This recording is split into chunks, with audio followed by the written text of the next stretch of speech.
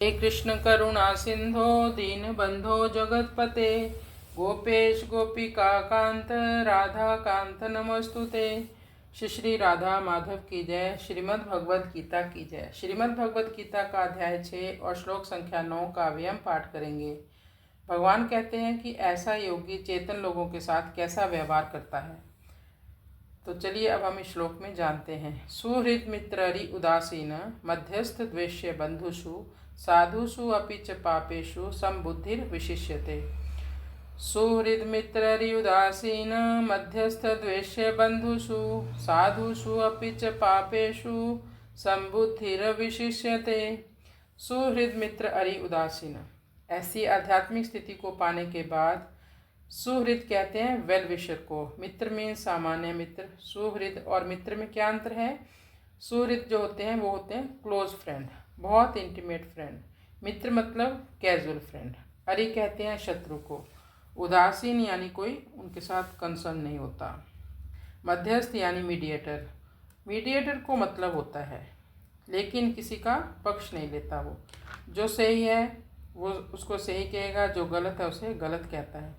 तो ऐसा योगी सुहृद के प्रति बहुत ज़्यादा क्लोज नहीं होता और कोई मित्र के प्रति भी उसके बहुत ज़्यादा क्लोजनेस नहीं होती।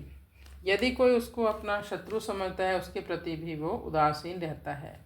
बंधुषु, कोई उनका प्रिय है उनके प्रति। साधुषु अपि, यहाँ तक कि साधु के प्रति भी। पापेषु, किसी पापी व्यक्ति के प्रति भी।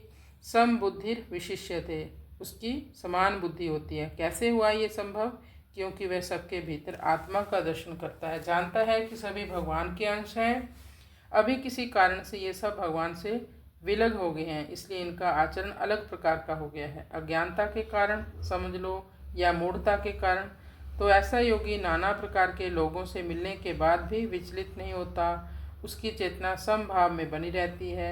भगवान ने 5वें अध्याय के 18वें श्लोक में भी कहा था, विद्या विनय संपन्ने ब्रह्मणे गविहस्तिनी सुनि चैव सुपाके च पंडित समदर्शिना।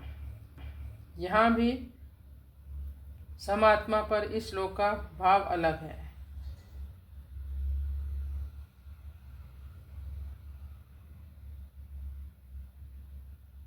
जय श्री कृष्ण।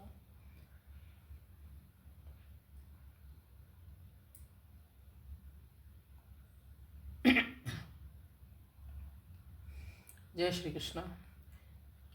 यहाँ भी समात्मा पर इस श्लोक जय श्री कृष्ण।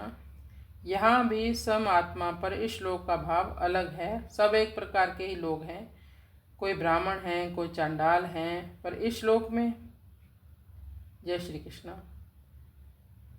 यहाँ भी सम आत्मा पर इस श्लोक का भाव अलग है। सब एक प्रकार के ही लोग हैं, कोई ब्राह्मण है, कोई चांडाल है, पर इस श्लोक में सब अलग अलग व्यवहार के लोग हैं। कोई मित्र है, कोई बंधु है, कोई शत्रु है, फिर भी उसकी बुद्धि सम रहती है, वो विचलित नहीं होता। ऐसा योगी, उसका हृदय विशाल होता है। यहाँ पर समता का विभाग अलग है और विषमता का विभाग अलग है। परमात्म तत्व सम है और संसार विषम है।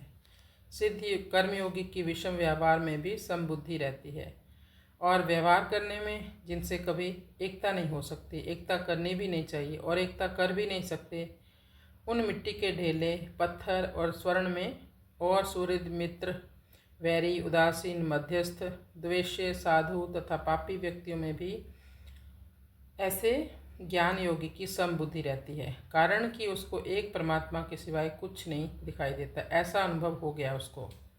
एक सोने से बनी हुई विष्णु भगवान की मूर्ति हो और एक सोने से बनी हुई कुत्ते की मूर्ति हो तो तोल में तो बराबरी होने के कारण दोनों का मूल्य समान होगा। विष्णु भगवान सर्वश्रेष्ठ हैं और परम पूज्य हैं और कुत्ता नीच, अस्पृश्य एवं अपूज्य है। इस तरह बाहरी रूप को देखें तो दोनों में बड़ा भारी फर्क है, पर सोने को देखें तो दोनों में कोई फर्क नहीं है। इसी तरह संसार में कोई मित्र है, कोई शत्रु है, कोई महात्मा है, कोई दुरात्मा है, कोई अच्छा, कोई बुरा, कोई सज्जन, कोई दुष्ट, कोई सदाचारी, कोई दुराचारी, कोई धर्मात्मा, कोई पापी, कोई विद्वान, कोई मूर्ख। यह सब तो बाहरी दृष्टि से दिखता है, पर तत्व से देखें तो सब के सब एक भगवान ही हैं।